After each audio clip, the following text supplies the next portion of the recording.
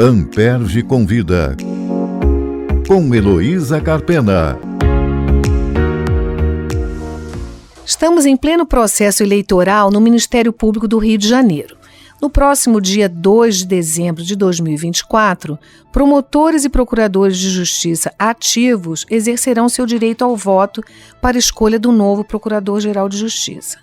Hoje nós vamos conhecer um pouco das ideias dos candidatos e eu vou começar entrevistando o Procurador de Justiça, Antônio José Campos Moreira. O currículo dele é muito grande, vou fazer um resumo primeiro, referindo aos cargos que ele já ocupou na instituição.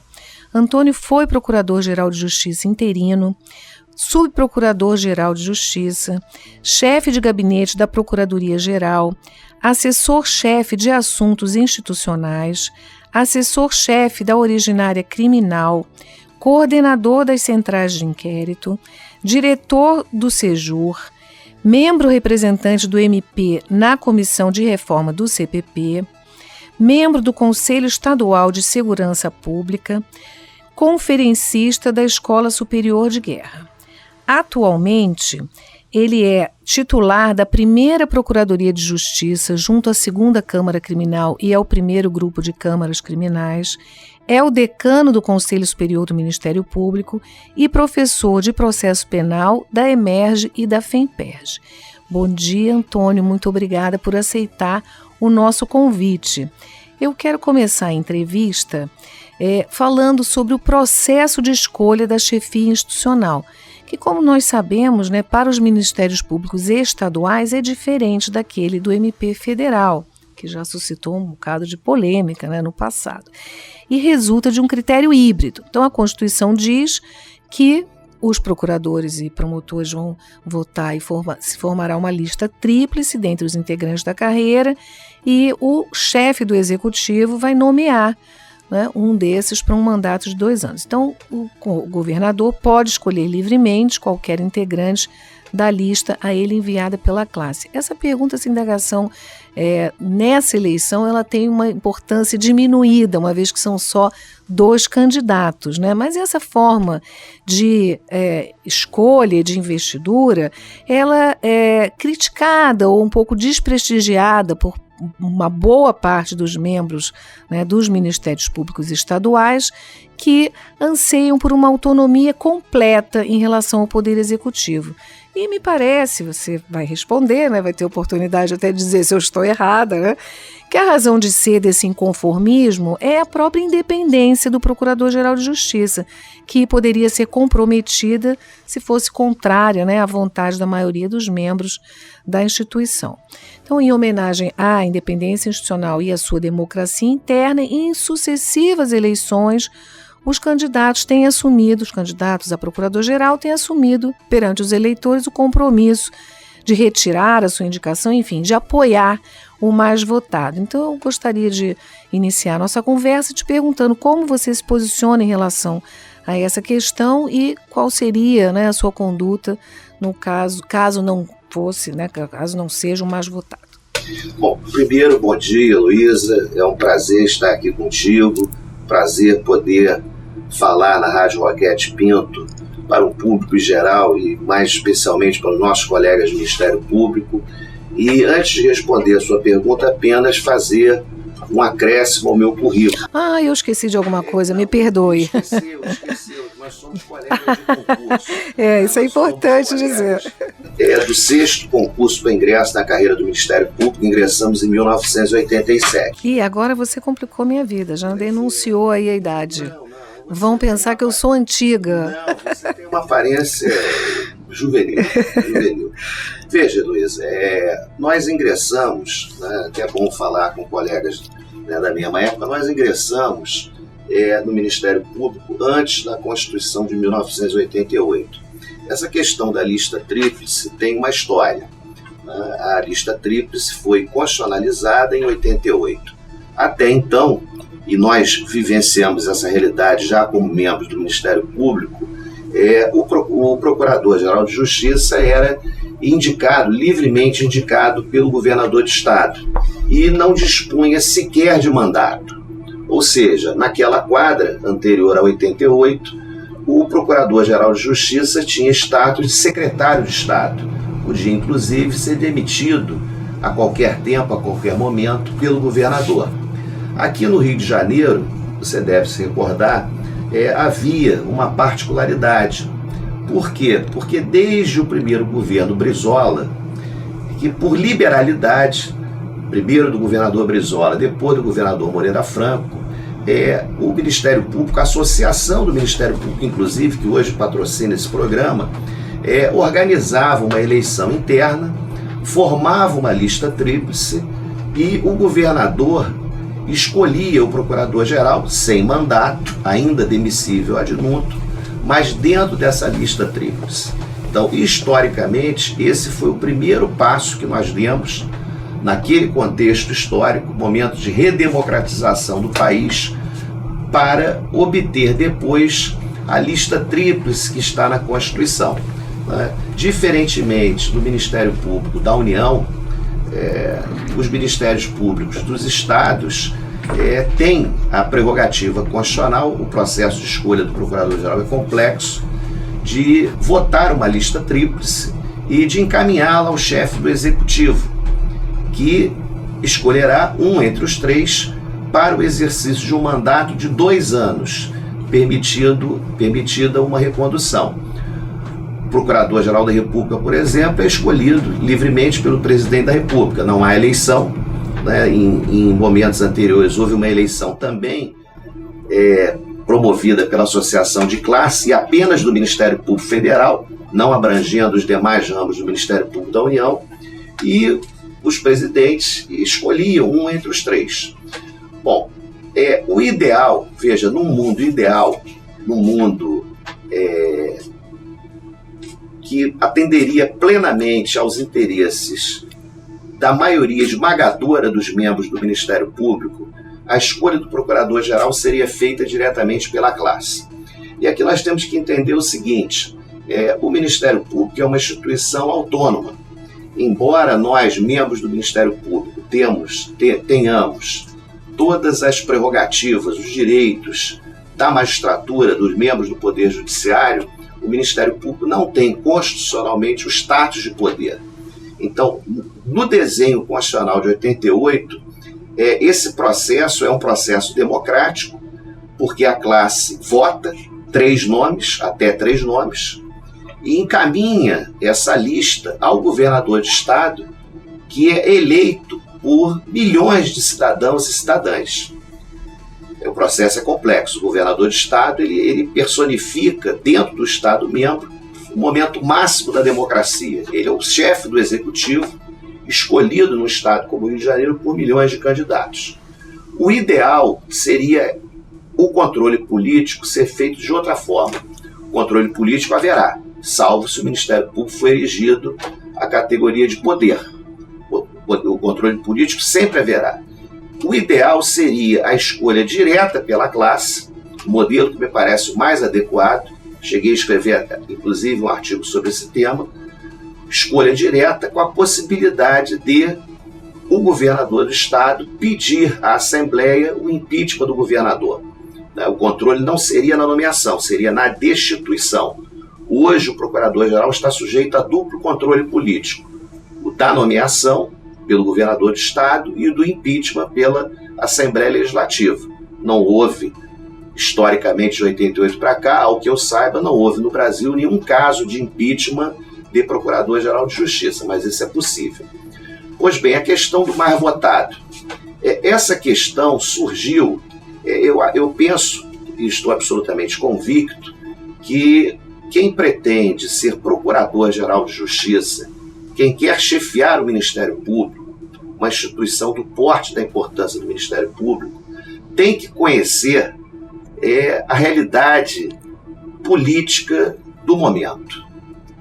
Hoje, no mundo, no Brasil, pós-Lava Jato, não sejamos tão expansivos, não no mundo, mas no Brasil, pós-Lava Jato, se há algo que une, né, os extremos radicalíssimos da nossa política, é o desejo manifesto, patente, de diminuir, de amesquinhar o Ministério Público. Isso é uma realidade. nós temos no Congresso 2 movimentos. Um, retirando a lista tríplice, devolvendo ao governador de estado, isso une os dois espectros da política, devolvendo ao governador de estado a possibilidade de escolher livremente o procurador e de demiti-lo. E a outra vertente que está surgindo, que me parece também muito perigosa, estender o direito de voto aos servidores.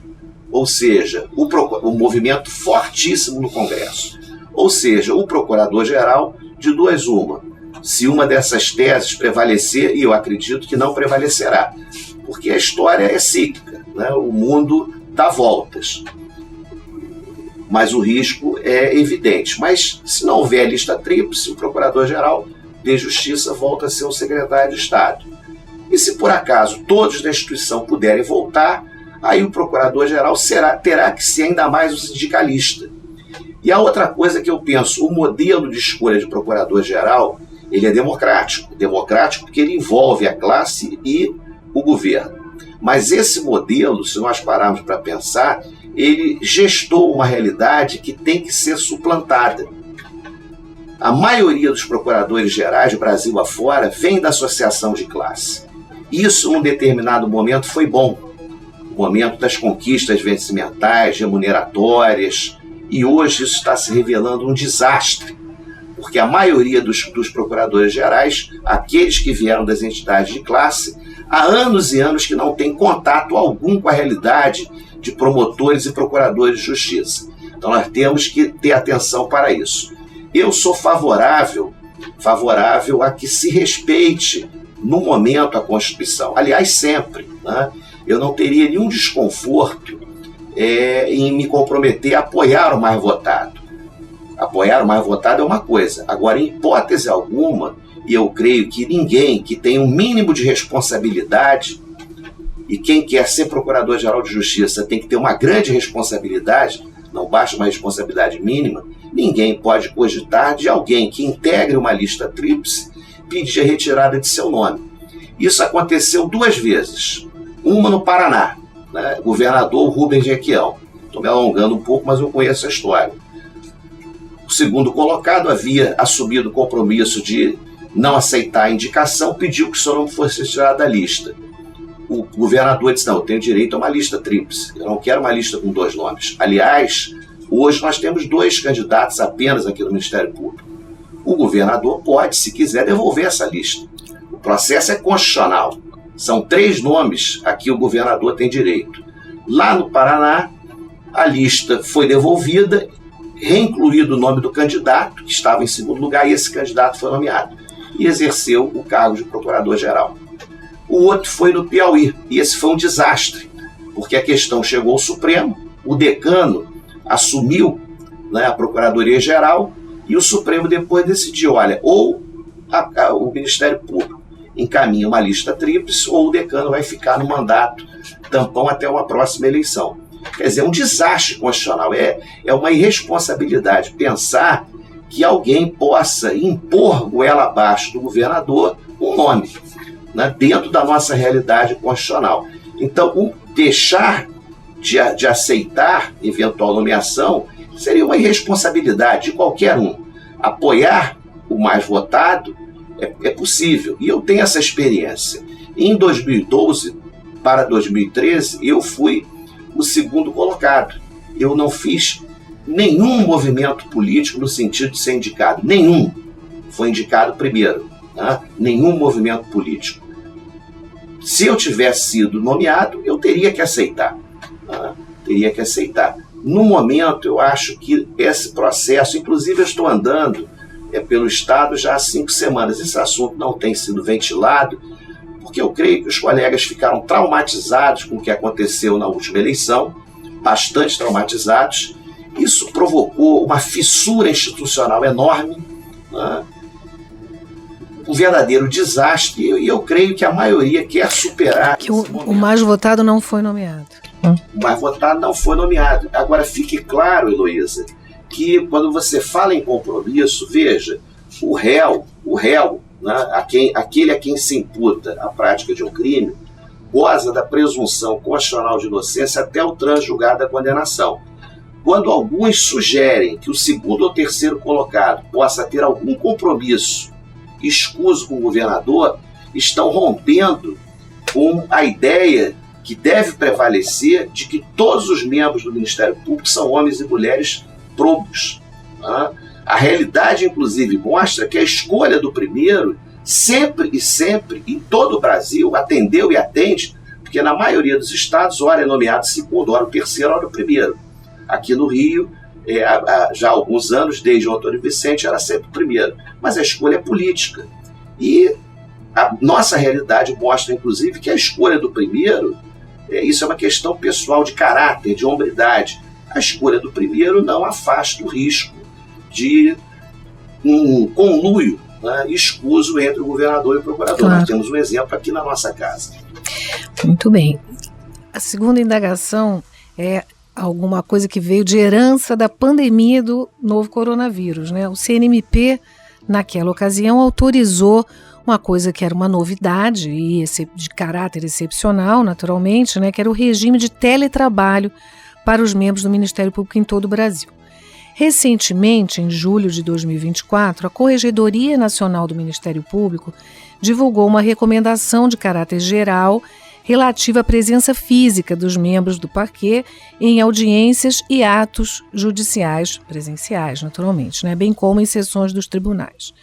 Diante desse fato, a ANPERJ realizou entre agosto e setembro desse ano uma consulta relacionada ao trabalho remoto no âmbito do Ministério Público do Rio de Janeiro. Todos os associados da ativa, de modo voluntário e sigiloso, puderam participar e o questionário teve uma adesão grande, foi respondido por 569 promotores e 105 procuradores, o que corresponde a um percentual de 81,7%. Então, significativo, né? Os resultados indicaram que não há consenso sobre critérios a serem adotados para a presença do representante, né, do Ministério Público, nem sobre quais atos processuais e administrativos requerem essa presença. Então, se eleito, como você pretende encaminhar essa questão? Heloísa, essa sim, não que a primeira pergunta não tenha sido relevante, é bastante relevante, mas essa é uma questão atualíssima. Por quê? Porque a pandemia, na verdade, antecipou a chegada de um novo mundo. Um mundo que viria, né, fatalmente viria, como está vindo, mas cuja chegada foi antecipada. E nós estamos tendo, quando eu digo nós, não é apenas o Ministério Público, é a humanidade, está tendo uma certa dificuldade de fazer a transição do mundo antigo, do mundo da presença física, para um mundo que caminha para a virtualidade. E, evidentemente, que isso tem impacto na nossa instituição. Eu creio que essa questão, dada a sua relevância, já deveria ter sido regulamentada internamente. Eu penso que o pior dos mundos é a falta de regulamentação. Por quê? Porque na falta da regulamentação, os órgãos correcionais partem da premissa, baseados numa realidade que já não corresponde exatamente ao nosso mundo, mas que é uma realidade ainda presente, de que a única forma de trabalho é o presencial. Você está falando das corregedorias, né? Se referindo a isso. Uhum. Então você trabalha com a regra de que o trabalho é presencial e desconsidera que hoje há uma alternativa que foi largamente utilizada na pandemia e que continua sendo utilizada, ainda que como ferramenta complementar, agora, depois que nós voltamos a esse ambiente de normalidade sanitária, que é o trabalho à distância, o trabalho virtual.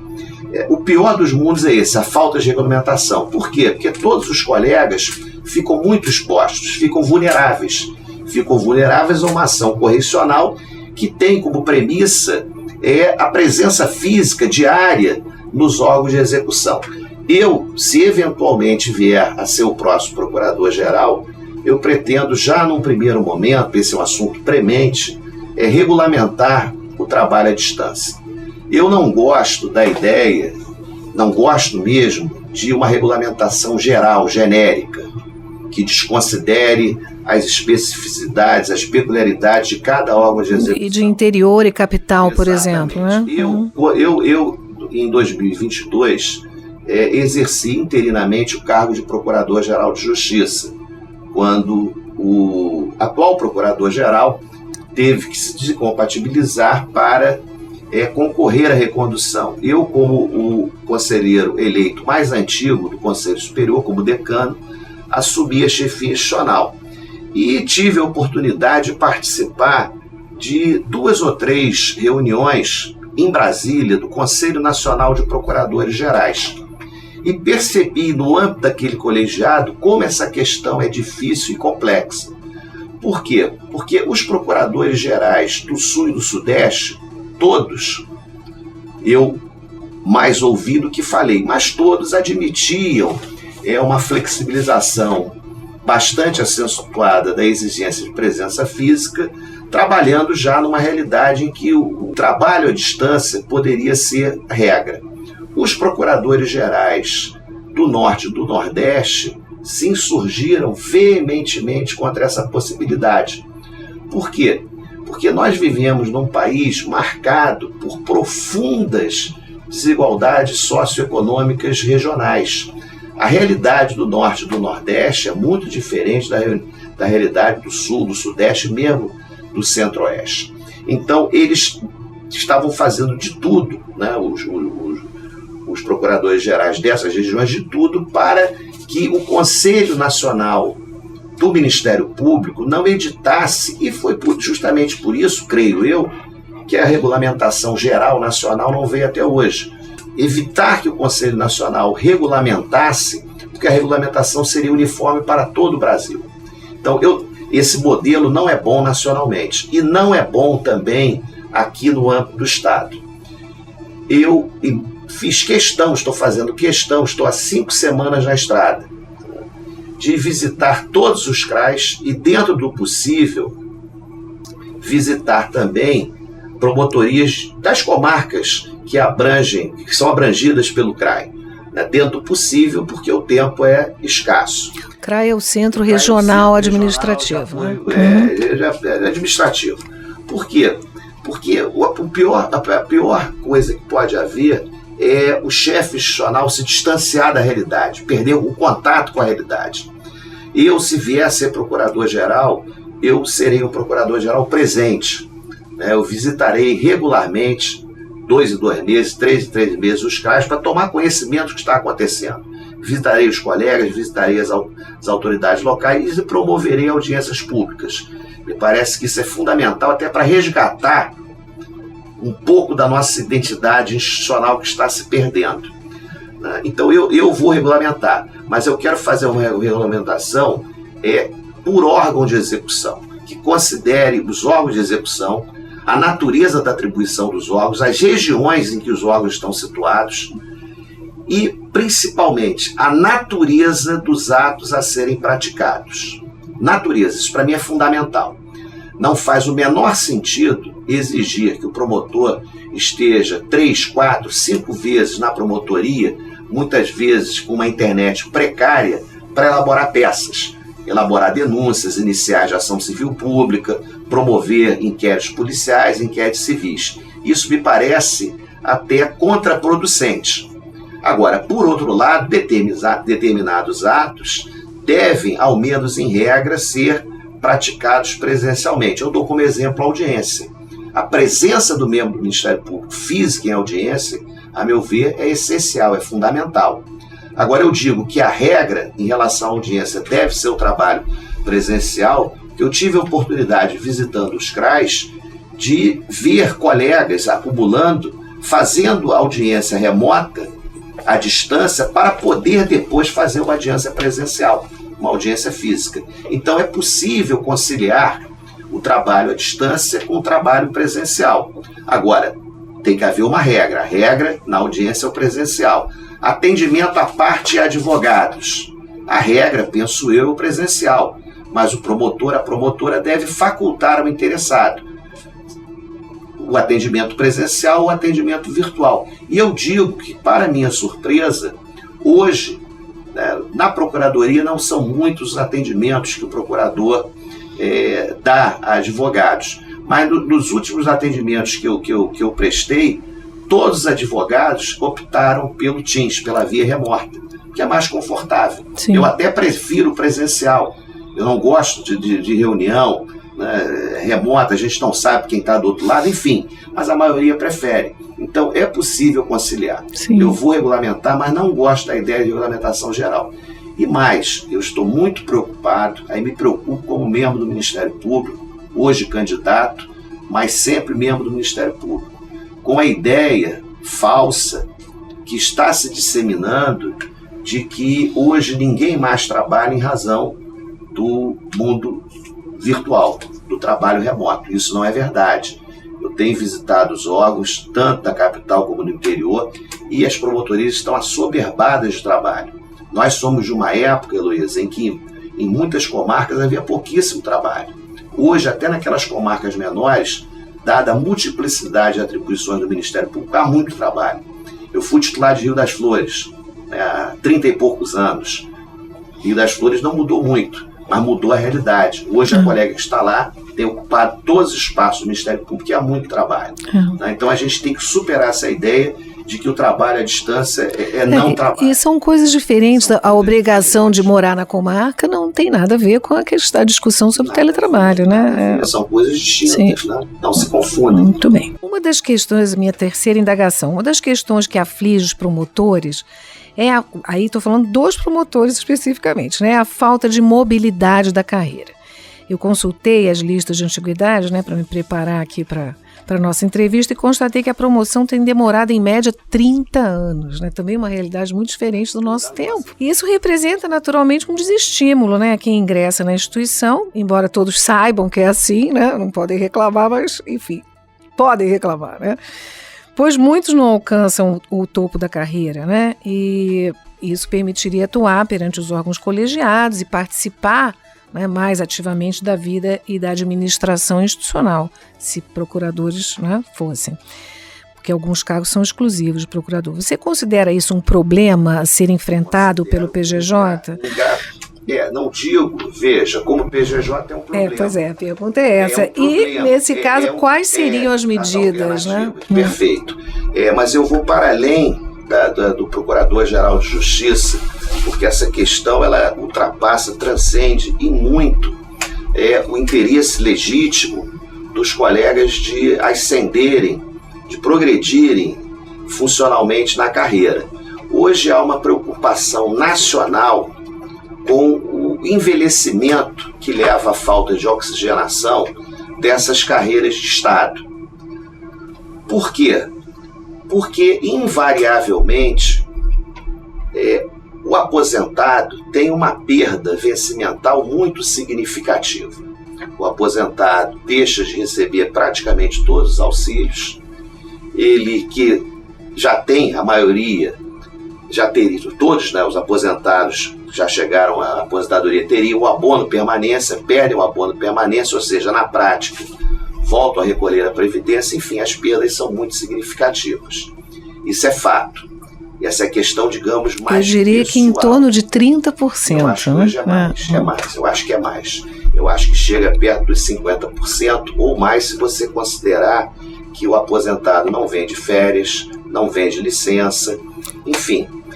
A perda não só perde como deixa de ganhar. Como deixa de ganhar. Pois é, mas aí, veja, aí é uma questão que nós estamos examinando sob o prisma do interesse de todos e de cada um de nós, como membros do Ministério Público. Mas há uma questão que transcende ao interesse dos membros, que é a questão mesmo uma questão institucional. É inimaginável, veja, eu sou membro do Conselho Superior. Nós estamos, você já adiantou, nós estamos promovendo colegas agora com 30 anos de Ministério Público, 28 anos de Ministério Público, é a nossa realidade. Colegas ainda jovens. Mas vai chegar uma hora que nem os de 30, nem os de 28 alcançarão o cargo de procurador, como no tribunal não alcançarão o cargo de desembargador. Porque a aposentadoria compulsória foi estendida de 70 para 75. Quer dizer, isso teve um impacto enorme. Um impacto muito grande. Mas é inimaginável, em termos de saúde e de produtividade da instituição, inimaginável pensar numa promotora de justiça, num promotor de justiça, aos 70 anos, realizando, por exemplo, um júri, realizando uma tarde inteira de audiências criminais. E fazendo sempre o mesmo trabalho, fazendo sempre o mesmo trabalho, o que conduz a uma desmotivação absoluta. Então, essa é uma questão pensada nacionalmente. Óbvio, evidente que não há soluções fáceis. E eu diria que não há, eu como procurador-geral, pouquíssima coisa, creio, poderei fazer para minimizar esse problema. Essa questão tem que ser examinada por todos os ministérios públicos, tribunais, e isso tem levado a se pensar em estímulos para a aposentadoria. O que se imagina hoje? Das carreiras de Estado, apenas dois agentes políticos têm a restrição da quarentena. Magistrados e membros do Ministério Público não podem advogar no seu tribunal, no estado do seu tribunal, por 3 anos.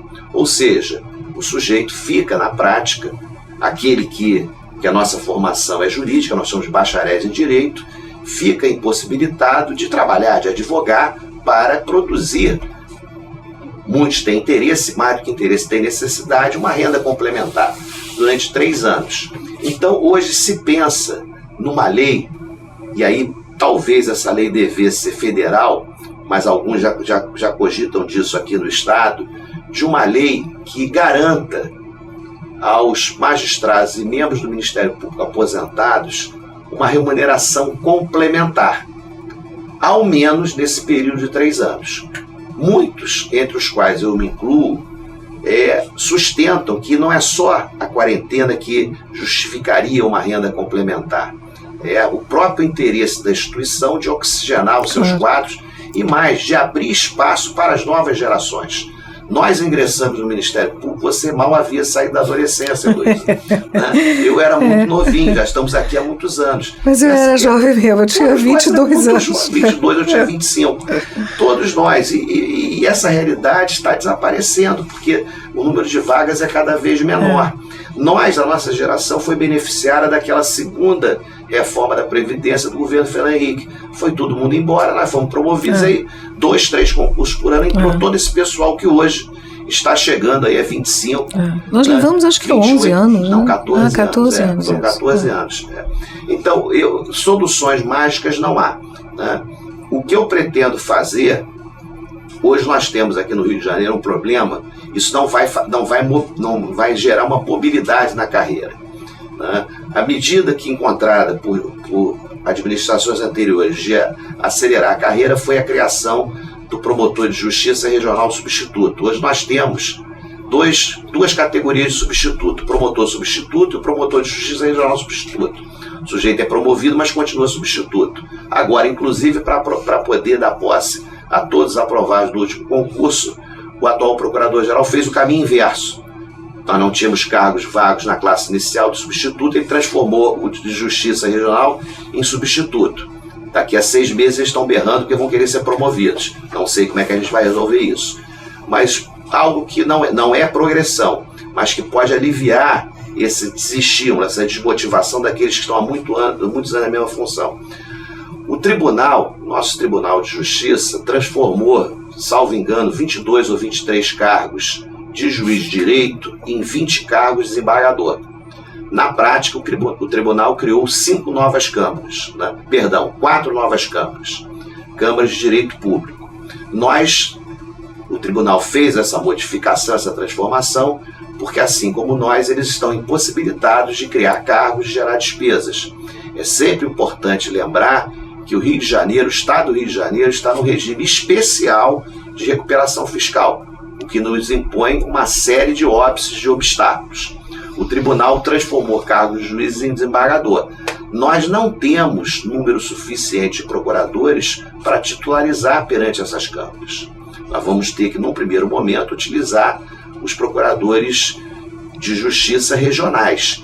Isso vai criar um problema para a movimentação dos procuradores, vai dificultar férias, licenças, enfim.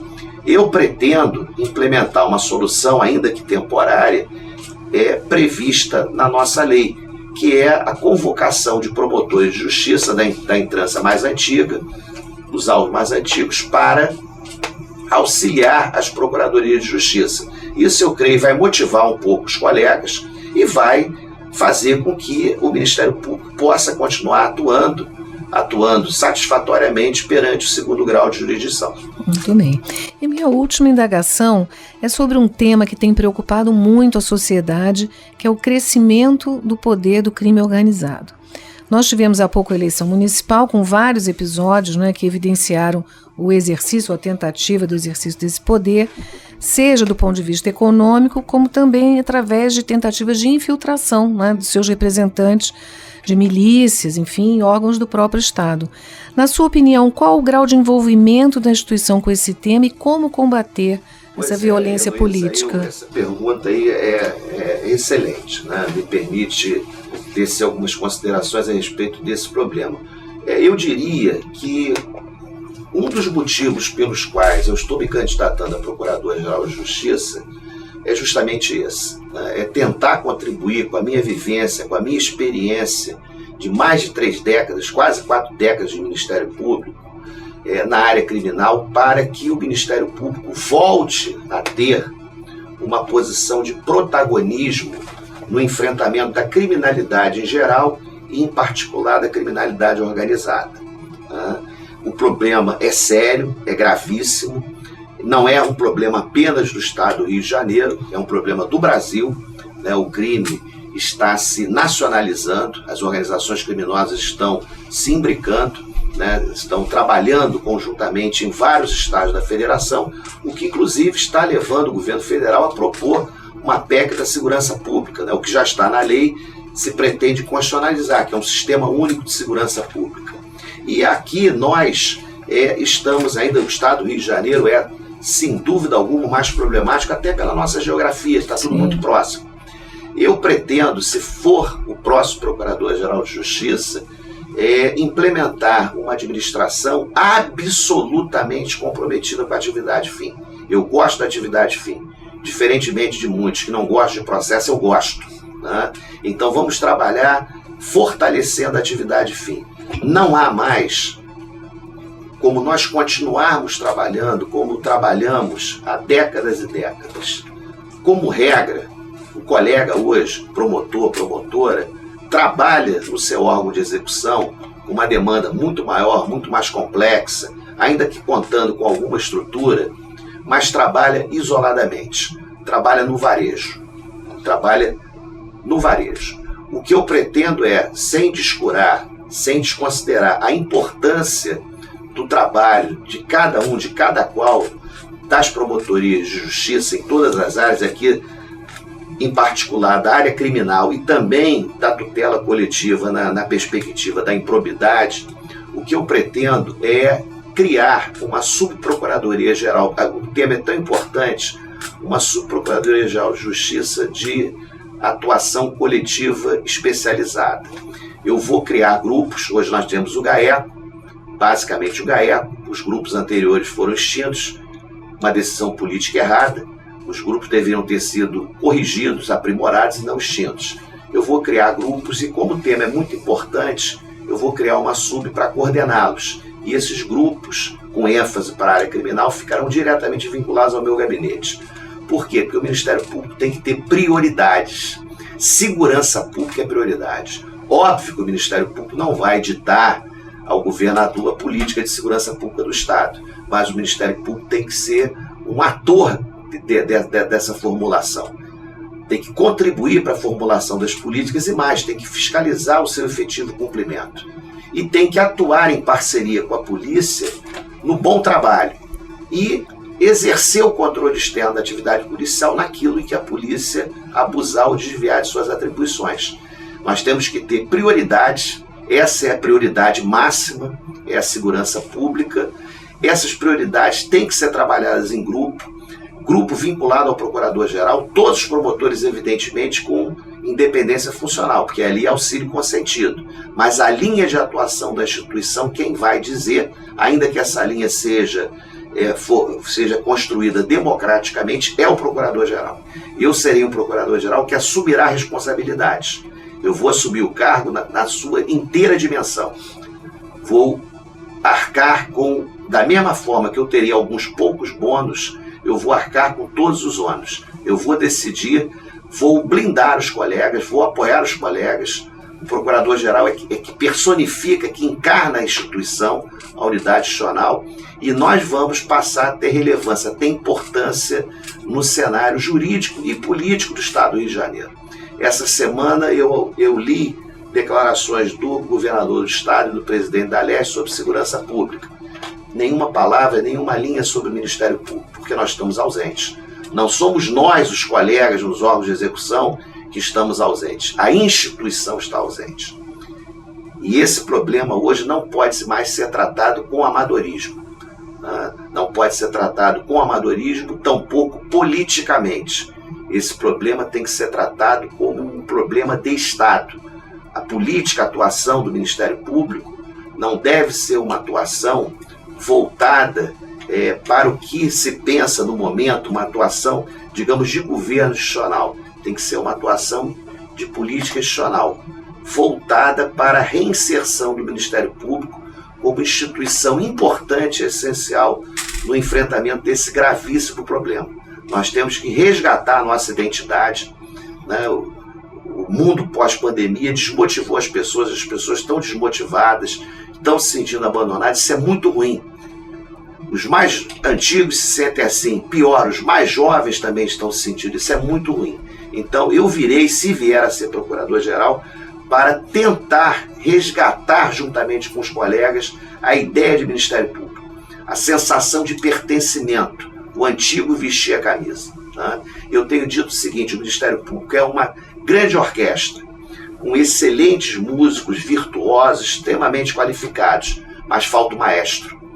Falta o maestro, falta quem deu o tom, quem deu o exemplo, deu o tom. E a crítica não é a pessoa ou a pessoas, a crítica é um modelo de administração institucional, um modelo voltado para dentro, que interessou a todos nós, não sejamos também hipócritas, que nos interessou durante muito tempo, mas que tem que ser superado. Esse modelo está esgotado, está exaurido.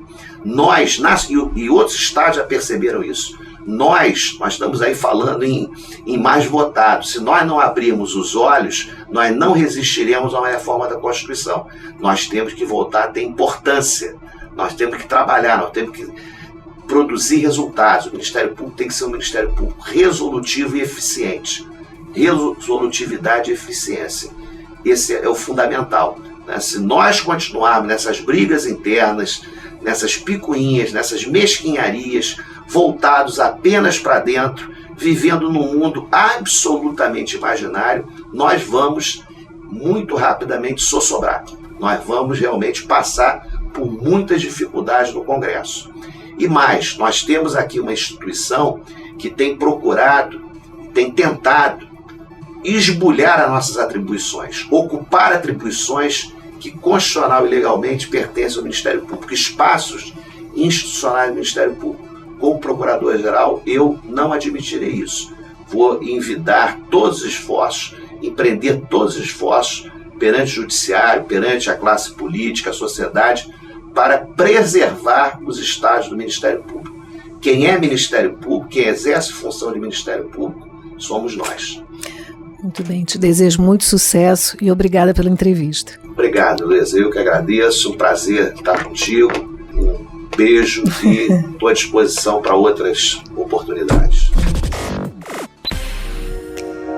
Amperge convida, com Heloísa Carpena.